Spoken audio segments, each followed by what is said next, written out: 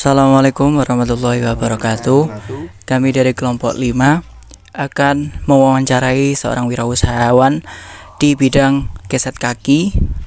Sebelum kami memulai untuk sesi wawancaranya, lebih baik kita perkenalkan terlebih dahulu seorang wirausahawan. Perkenalkan, nama saya Khairul Farihin. Saya pengusaha keset dari Damar Jati. Baik, untuk yang pertama, kapan berdirinya usaha Bapak sendiri? Berdirinya usaha saya ini sejak saya lulus sekolah. Karena saya nganggur beberapa bulan, saya memikirkan untuk memulai bisnis keset ini. Keset ini saya sudah mempunyai pengalaman tentang produksi keset sejak saya sekolah dulu. Dulu saya pulang sekolah sering membantu para tetangga untuk membuat kesetnya itu. Oke, kira-kira apa yang mendorong Bapak untuk memilih industri keset sebagai bisnis Bapak sendiri? Untuk mendorong memulai bisnis keset ini, saya pikir itu ada bahan yang bisa dimanfaatkan. Seperti kain perca, sisa-sisa jahit itu bisa dibuat untuk keset. Dan apa saja bahan-bahan yang diperlukan untuk membuat keset ini?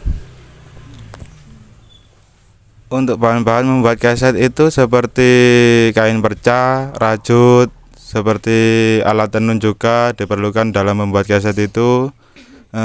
Seperti pipa-pipa juga diperlukan. Kain perca itu seperti kayak kain-kain bekas jahitan itu loh. Selanjutnya, apa yang menginspirasi Bapak untuk memulai bisnis keset kaki? Yang menginspirasi bisnis keset untuk memulai bisnis keset ini, saya melihat dari para tetangga-tangga ada bahan yang bisa dimanfaatkan. Gitu, saya sudah terinspirasi dari situ. Lalu bagaimana Anda menemukan harga jual keset kaki? Untuk menentukan harga jual keset kakinya itu saya keliling-keliling pasar dulu. Keliling-keliling pasar dulu, lihat-lihat berapa harga kesetnya ini. Nanti kita bandingkan dengan saya dapat untung biarpun sedikit, tapi saya jalani gitu loh. Bagaimana cara Anda mempromosikan bisnis keset kaki? Untuk mempromosikan bisnis keset kaki ini, saya menggunakan media Shopee dan juga menggunakan media Facebook juga, WA gitu.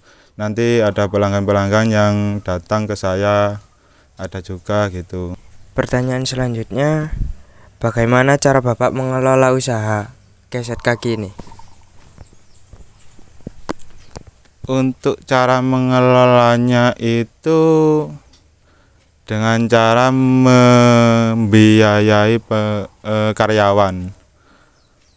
Jadi saya membayar karyawan saya sudah mempunyai karyawan 10 orang, ada bagiannya masing-masing. Ada juga yang membuat rajutnya itu, ada juga yang membuat kesetnya itu.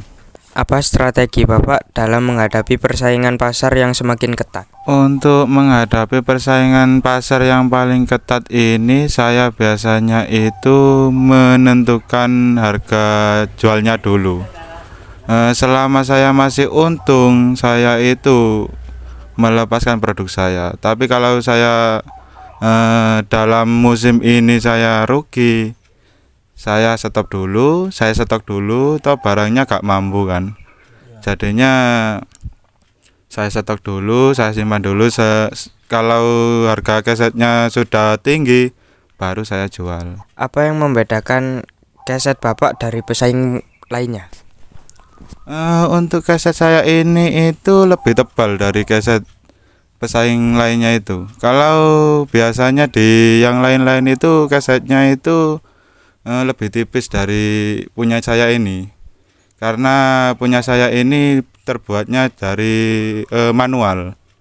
Jadi buatan tangan, bukan buatan mesin. Kalau buatan mesin itu kan lebih tipis gitu. Oke, selanjutnya, apakah bisnis ini mampu bertahan untuk berkembang kemudian hari, Pak?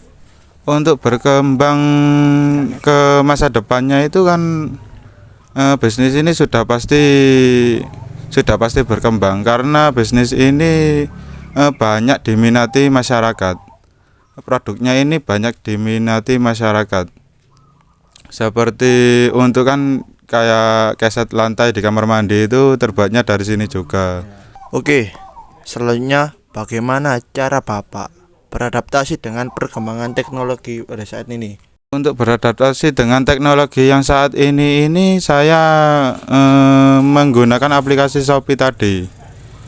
Aplikasi Shopee itu kan aplikasi yang modern, kayak aplikasi Facebook juga. Jadi saya menjualnya dengan menggunakan Shopee, menggunakan Facebook supaya penjualan saya lebih naik gitu. Apakah Bapak memiliki rencana untuk memperluas produk keset ini di masa-masa yang selanjutnya yang akan datang? Untuk rencana selanjutnya saya akan membuka market yang lain seperti di Tokopedia, seperti di Lazada gitu. Untuk selanjutnya saya akan menjualnya di market-market tersebut. Kalau perlu, kalau ada aplikasi yang lain untuk penjualan produk ini, saya siap untuk menjualkan produk ini ke aplikasi tersebut. Selanjutnya, apa yang Bapak lakukan jika omset Bapak menurun? Yang saya lakukan jika omset saya menurun itu saya setiap bulannya saya melihat grafik penjualan saya. Jika penjualannya menurun itu saya menggunakan iklan di Shopee. Kan kalau menggunakan iklan di Shopee itu banyak yang lihat. Biarpun banyak yang melihat, sudah pasti mengklik, kalau cocok ya sudah pasti beli di saya gitu. Selanjutnya, apa yang Bapak lakukan untuk menjaga kualitas produk keset Bapak tetap konsisten? Saya selalu melihat karyawan saya bekerja. Apakah keset ini layak untuk dijual lagi atau tidak? Saya nanti akan pilih. Jikalau kesetnya itu produk gagal seperti barangnya tipis, itu saya tidak akan jual. Nanti itu bisa didaur ulang lagi menjadi keset lagi nantinya. Selanjutnya, apa yang akan Bapak lakukan untuk memastikan kepuasan pelanggan?